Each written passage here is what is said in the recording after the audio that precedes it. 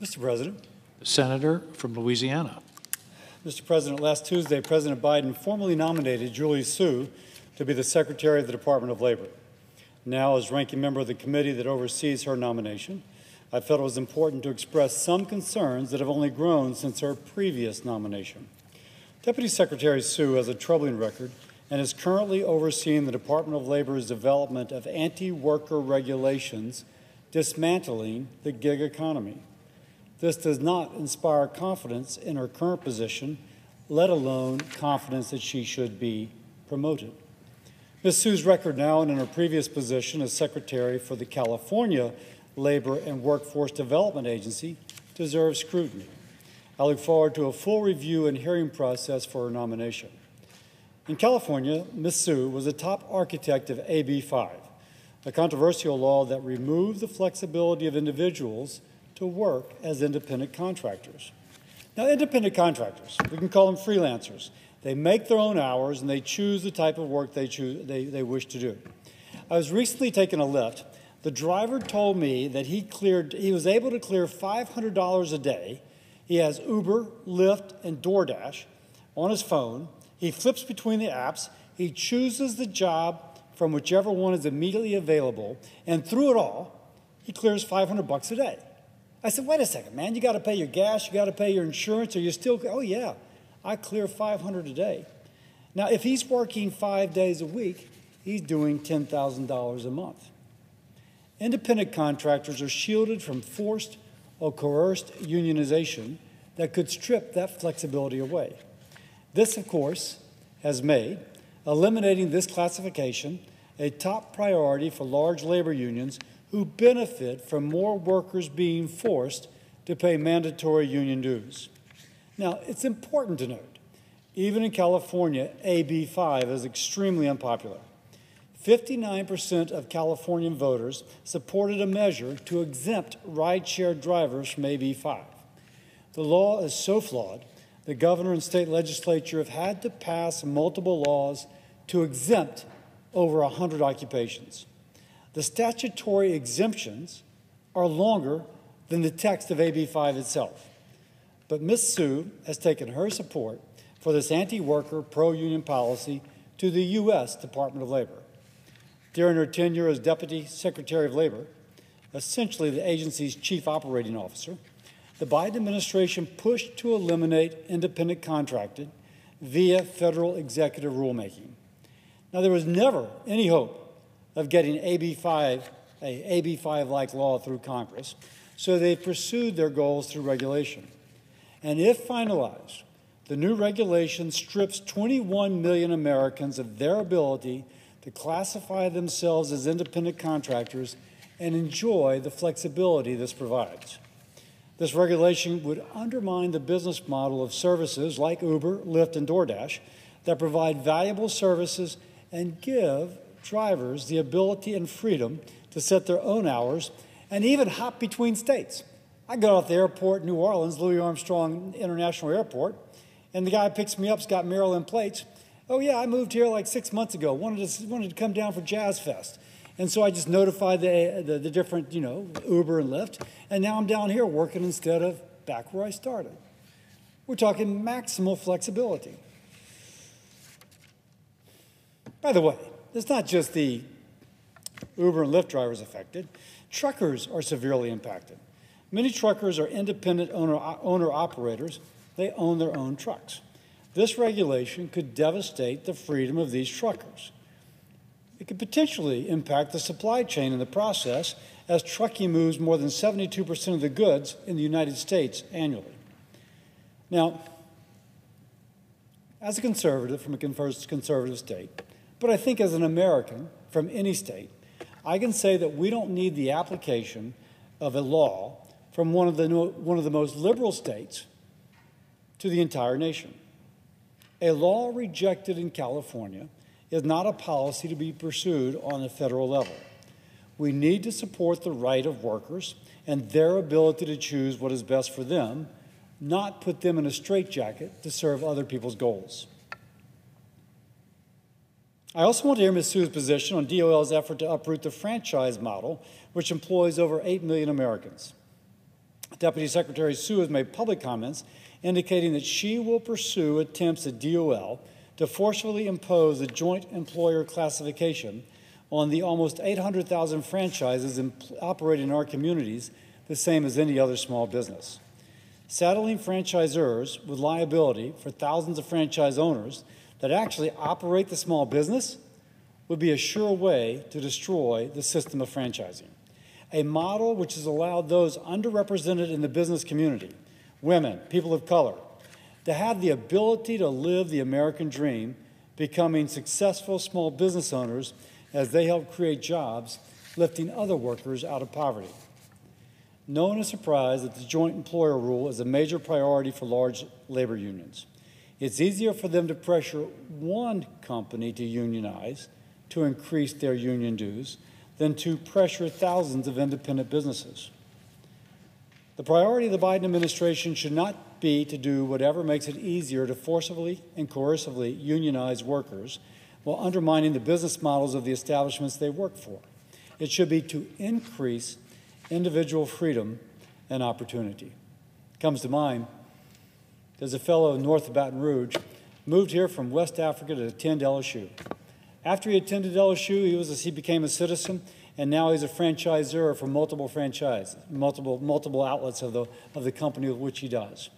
And he talks about the American dream, coming here from Nigeria as a transfer student, getting his citizenship, and now being an owner involved in Rotary, running for political office, a better American than most Americans. Somehow this threatens the Department of Labor. Now, in addition to her policies, we should ask questions about how Ms. Sue presided over a mismanaged California unemployment insurance program during the pandemic, and why California paid $31 billion in fraudulent claims when she chose to suspend the eligibility determination process. Some of these payments went to inmates and known domestic and international criminals. To put into context, Department of Labor's requested budget is $15 billion and employs more than 17,000 people. This means that Ms. Sue lost more than double the annual budget of the agency she'll be responsible for managing in Washington, D.C. This calls into question her qualifications as a manager. Unfortunately, there'll be many reasons to be concerned about Ms. Sue's nomination to head the Department of Labor, and I look forward to a full hearing process to further discuss. Now, Mr. President, I request that the following appear separately in the record. Without objection. Mr. President, today we introduced the Congressional Review Act, a resolution of disapproval to overturn the Biden administration's unfair student loan schemes that transfer the burden of $400 billion in federal student loans from those who willingly took on that debt and took on that debt to get a degree that would help them make more money, to American taxpayers who perhaps never went to college or who already filled their commitment to pay off their loans, oftentimes sacrificing to do so. The resolution would also end the pause on student loan payments, which by August will have cost taxpayers almost $200 billion. President Biden has extended this pause 6 times for a total of 31 months, far beyond the original justification of an ongoing pandemic. I'm joined by 38 of my colleagues in offering this resolution.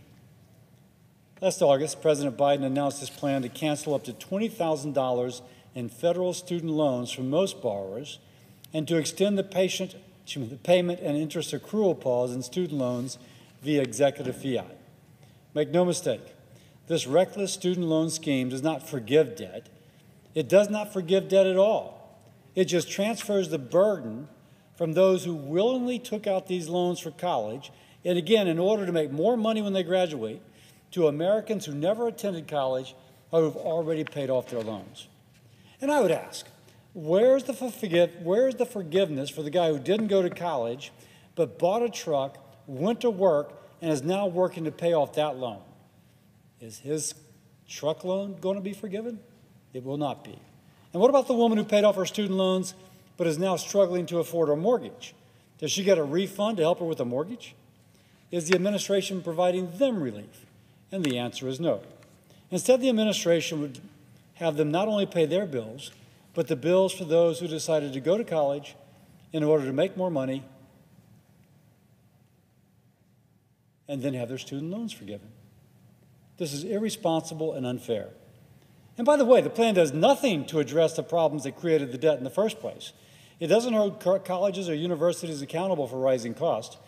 According to the College Board, in the last 30 years, tuition and fees have jumped at private nonprofit colleges by 80% and at public four-year institutions by 124%. And it doesn't ensure that students are prepared for life after college. Indeed, it creates a terrible moral hazard that tells students that federal student loans aren't real commitments and tells colleges that no matter how high they raise their prices or what product they produce, the federal government will cover the tab, courtesy of the American taxpayer.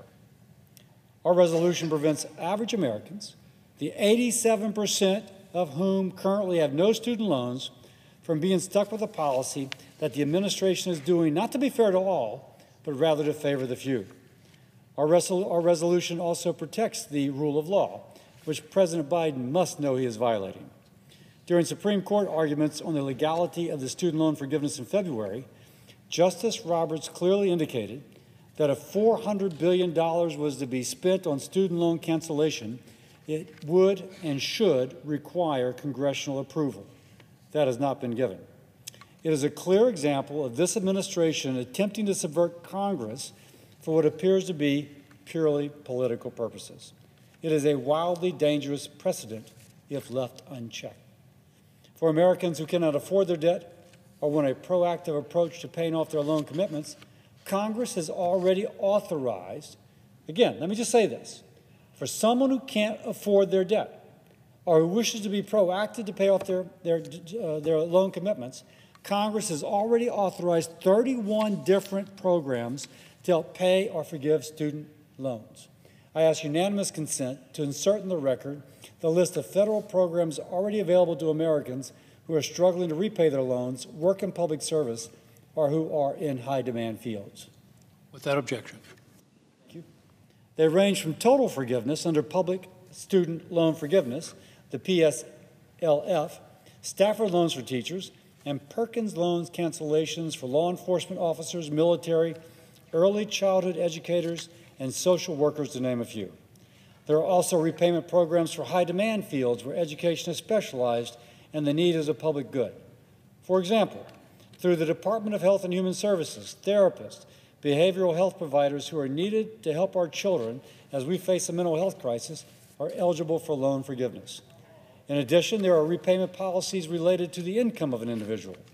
There are 5 different programs to keep payments low compared to an individual's income and to cap the total time for repayment.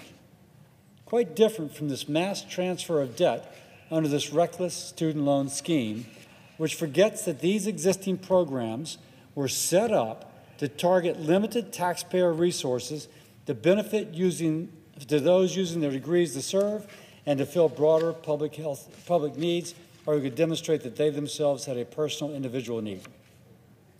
By the way, what benefit does the GI Bill hold when students can just wait to have their student loans forgiven? Why contribute to your community by teaching in a public school while getting your federal loans paid off through your service when you can just wait for President Biden to forgive your loans? Irresponsible policies like President Biden's student loan scheme weaken these incentives and discourages Americans from going into public service. President Biden and Secretary Cardona, come to the table. There are real problems in the student loan system and federal financing of higher education. Let's fix them legally through a lasting bipartisan solution. I close by encouraging all my colleagues to join me in supporting this Congressional Review Act resolution to prevent this unconstitutional student loan forgiveness scheme. It's unfair to the hundreds of millions of Americans who will bear the burden of paying off hundreds of billions of dollars of someone else's student debt. With that, I yield.